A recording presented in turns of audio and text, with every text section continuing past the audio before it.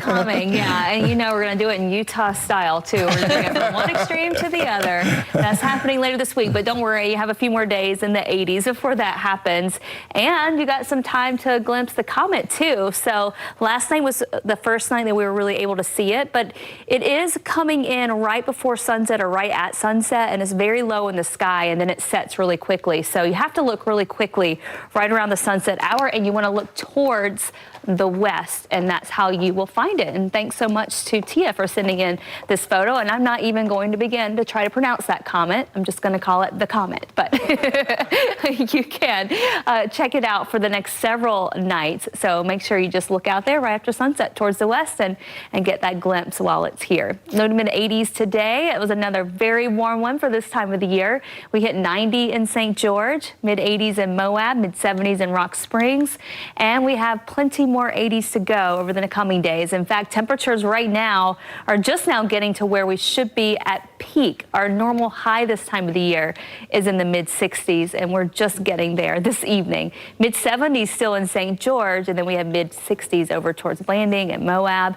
A couple of thunderstorms popping up south to north. You could probably see some of the cloud cover from those earlier this evening. Not a lot of rain attached to these storms, but you can see where we had a little bit of lightning coming through eastern Tooele County near the Ochre Mountains, and then even down in Utah County, we've had a little bit of lightning there as well. So there's a chance we get a sprinkle or two of rain. Could get some gusty winds thanks to most of the moisture evaporating before it hits the ground. So that's one thing we may see tonight. These will continue to fizzle out in the Wasatch Front area. And then as you head east, you can see a few more thunderstorms trying to fire. This is later tonight, 5 a.m. So going towards tomorrow morning, really. And then those will roll up to the north, and we'll have a few thunderstorms left over by late morning, and then we'll have more storms tomorrow afternoon redeveloping in our central and potentially southern mountains. But again, more rain and more wind than rain with these storms. We're not really just going to get enough moisture going to get any soaking rain. So it's not good for the fires because you have the gusty winds and the lightning, just kind of enhancing things. 66 degrees currently in Salt Lake. We'll drop to the 50s tonight. We'll start in the upper 50s tomorrow morning between 7 and 8 a.m.